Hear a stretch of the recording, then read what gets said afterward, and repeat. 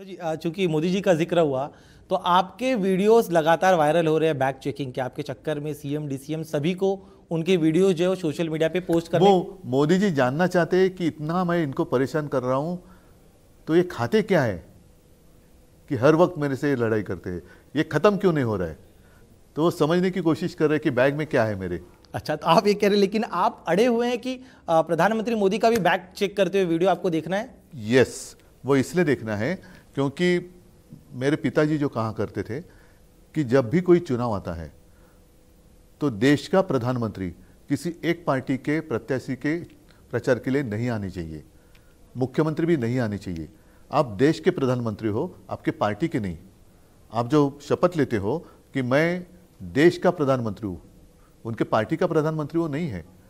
तो जैसे मैं मेरे पार्टी का प्रमुख हूँ, अगर वो उनके पार्टी के प्रमुख है या स्टार कैंपेनर है, तो जो सुविधा और जो कानून मेरे लिए है वो उनके लिए भी होने चाहिए। ये इसमें गलत क्या है? इसमें गलत कौन सी बात मैंने कही? अगर वो प्रधानमंत्री है तो देश संभालना उनका काम है।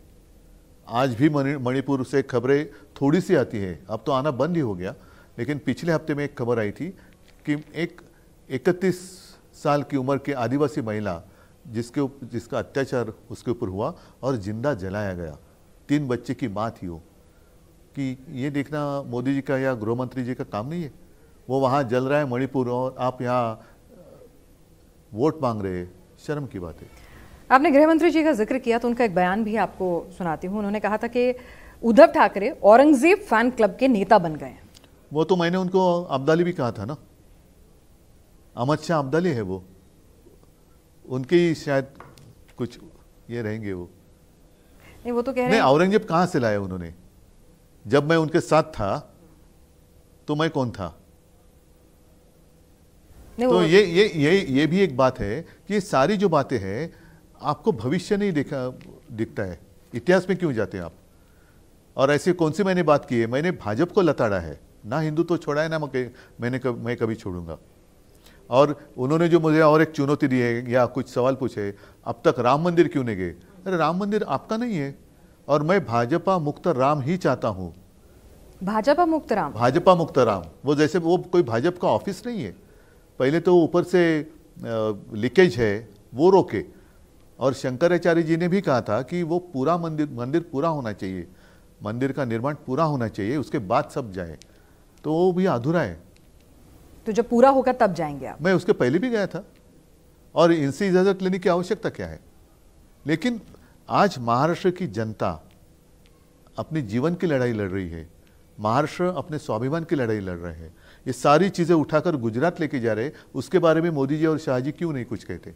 जैसे आज हम बैठे हैं छत्रपति संभाजीनगर में, यहाँ जब मैं मुख्यमंत्री था तो मेडिकल डिवाइस पार्क हम यहाँ लाना चाहते थे। अगर वो बात बन जाती तो यहाँ के जितने सारे मेरे मराठवाड़ा के युवा है, युवती है, लगभग 1 लाख के आसपास लोगों को रोजगार मिलता। आपने भी हिंदुत्व का, लेकिन वो गया गुजरात। आपने भी हिंदुत्व का जिक्र किया है। आपने कहा कि मैंने नहीं किया, आपने पूछा। मैंने पूछा तो उसके जवाब मैं तो आज भी कहा, सोयाबीन को दाम कब मिलेगा, हाँ, कॉटन को दाम क्यों नहीं मिल रहा है, तो ये सारी बातें मैं कह रहा हूँ। लेकिन लोगों को रोजगार क्यों नहीं मिल रहा है, सारे जो उद्योग थे वो गुजरात क्यों जा रहे हैं, यहाँ महाराष्ट्र में कोई क्यों नहीं आ रहा है, आने वाले और थे, वो सारी बातें गुजरात के लिए क्यों? ये सारी बातें मैं पूछ रहा हूँ। तो यानी उसका उत्तर वो दे। चलिए, तो उसका बाकी उत्तर वो फैन क्लब बिन क्लब छोड़ दो।